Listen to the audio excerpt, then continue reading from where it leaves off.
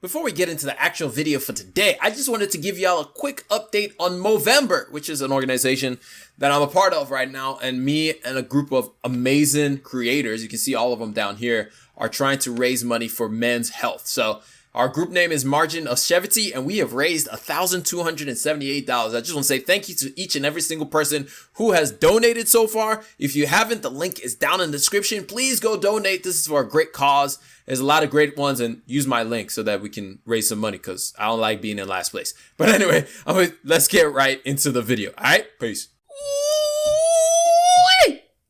Airbnb. Air, bed, and breakfast. Man, they're making me a very happy shareholder right now. Oh my gosh, look at what they did. They brought in 280% increase year over year in net income. They hit all-time highs in revenue growth from last year. Oh my God. Airbnb, you're just making me happy right now. I'm so happy. They brought in $834 million in net income on $2.2 billion of revenue, completely smashing all analyst estimates for this company. And your boy is so happy to see this. But even more importantly, because that's all good, but the question is, how much of that money are they actually keeping in their pockets? And then they said this, oh my God, their free cash flow. They said in Q3 2021, we reported $523 million of net cash provided by operating activities and $518 million of free cash flow. Oh my gosh, that feels so good. For the 9 months ended September 30, 2021, we had say it one more time, $1.8 billion of both net cash provided by operating activities and free cash flow. Both record highs. Oh, needless to say, your boy excited to be seeing this from Airbnb. Things are looking very well for Airbnb. The other thing you have to think about is during this time, this is still when Delta was going hard. You have to remember during August, September, we still had the Delta variant going up and going crazy up all over the place, but Airbnb was still bringing in that bread. In other words, to be honest, travel hasn't fully recovered, but travel has recovered a large amount, and Airbnb is like, we were profitable before the pandemic, and we're going right back to being profitable post-pandemic. Airbnb is doing everything within its power, not just being profitable, but being that much more profitable. One of the things that they spoke about that keeps driving them in profitability is people being able to work from anywhere. They said something bigger than a travel rebound is happening. The world is undergoing a revolution in how we live and work. Technologies like Zoom make it possible to work from home. Airbnb makes it possible to work from any home. This newfound flexibility is bringing about a revolution in how we travel. Millions of people can now take more frequent trips, take longer trips, travel to more locations, and even live anywhere on Airbnb. And one of the things they pointed out to the fact of how people are able to live from everywhere was their 28-day stay. It was the number of stays that people are doing for longer than 28 days. They say in Q3 2021, long-term stays of 28 days or more remained our fastest growing category by trip length compared to 2019 as the way people travel and live continues to change. Long-term stays accounted for 20% of gross nights booked in Q3 2021, up from 14% in Q3 2019. Overall, 45% of gross nights booked were from stays of at least 7 nights in Q3 of 2021. The way we live and the way we work and the way we travel has completely shifted after the pandemic, and Airbnb has been able to capitalize on that. As a matter of fact, my little brother, which is one of the reasons that I'm even investing in Airbnb, my little brother, he's doing this right now. He's able to work from anywhere. So he's just been traveling all over the place. I'm like, yo, where are you staying now? He's like, yeah, I'm just going to get an Airbnb and stay somewhere for a few weeks. And he's like, he's been doing that and going to different locations and traveling to different places. And so when I was thinking about this, the reason why I invested in Airbnb was actually in December of last year. I was just like, yo, even though we're in the midst of pandemic, my family and we still actually traveled. And rather than staying at a hotel room, we decided Airbnb was our best bet. And so when I saw that, I started thinking about, I was like, the company may be overvalued, but at the very least, I can at least dollar cost average into this company and just start seeing a little bit of returns or just start getting ownership in the company, even though I still believe that the company is a little bit overvalued. Well, not a little bit. It's a lot overvalued in my opinion. It's probably supposed to be around, I'll say around $70. But at the same time, I like the company. I want a piece of ownership in the company. I don't even have that much in it. I think I have like $400 in it or something like that, which is not that much.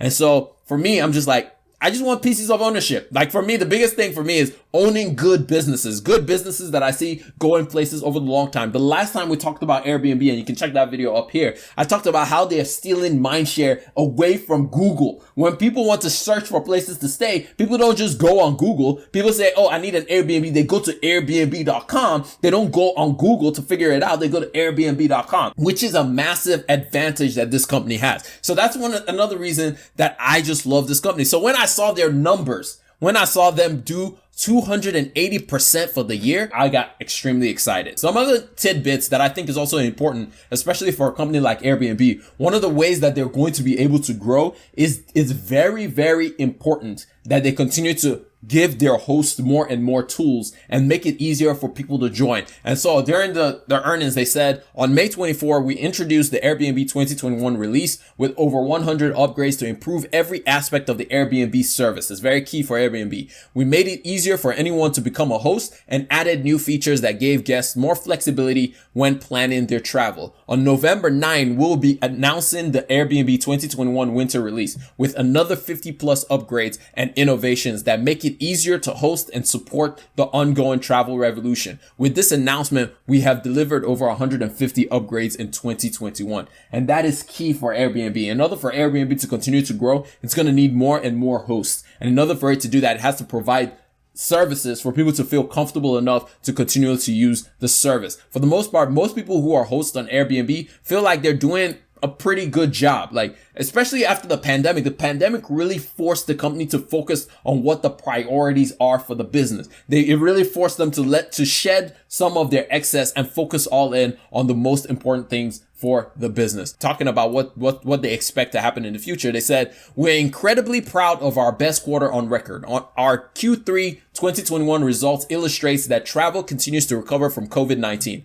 but is coming back differently, and that Airbnb is uniquely positioned for this travel revolution. We are encouraged to see these new travel trends extending beyond summer travel peak and are looking forward to a strong Q4 with accelerating GBV, which is gross booking value growth, continued revenue strength, and further adjusted EBITDA margin expansion compared to Q3 2021 as described below. As of the end of September, our backlog had over 40% more nights booked for Thanksgiving week in the US than at the same time in 2019. So one thing you have to notice is they compare a lot of their numbers to 2019 because 2020 was an aberration. They lost a good bit of money and had to take some debt because of how weird 2020 was. And we are seeing the strong demand for travel extend well into 2020. So the main thing that I'm going to be watching for is this actually going to be something sustainable, or is this just the usual summer peak? Because during the summer is when most people travel. So it's going to be interesting to see that, are people still going to be traveling in winter? Are people going to be traveling at the beginning of next year? These are some of the things that I'm going to be keeping an eye on to see their trend.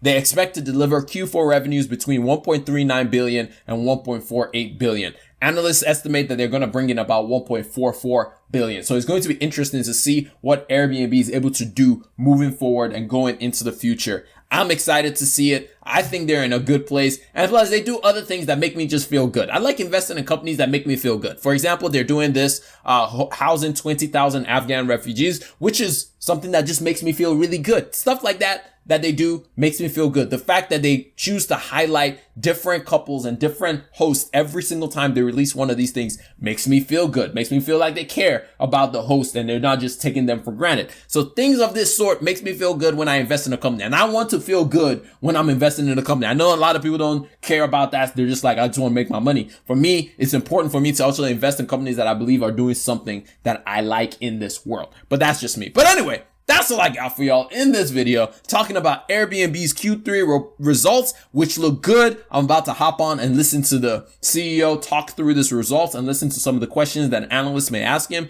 and see how exactly he's hoping for this to continue to grow. Oh, one other thing that I will bring out, and I will say that I'll be watching for this. One thing that Airbnb is just like putting their foot on and talking, and we talked about it throughout this entire thing, is the way that people work. My question is that going to be sustainable? Is it going to continue being that way? Because there's a part of me that's like, yes, a lot of people are now able to work from home, but at the same time, I feel like there's going to be a lot of people that get pulled back to the office as well. But I don't know. It's going to be interesting to see how they answer those questions, because I know for me, for example, at work, we're still able to work from home, but it's not going to be the same. We're going to have to go to the office every so often moving into the future. So it's going to be interesting to see how that whole thing plays out, because I don't think we're going to be forever working from home. There's just some things that you miss when you're not in the office, but that's just me. But anyway, I'm going to catch you all up in the next one. Remember, generosity is always greater than greed. God bless each and every single one of y'all, and I'm out. Peace.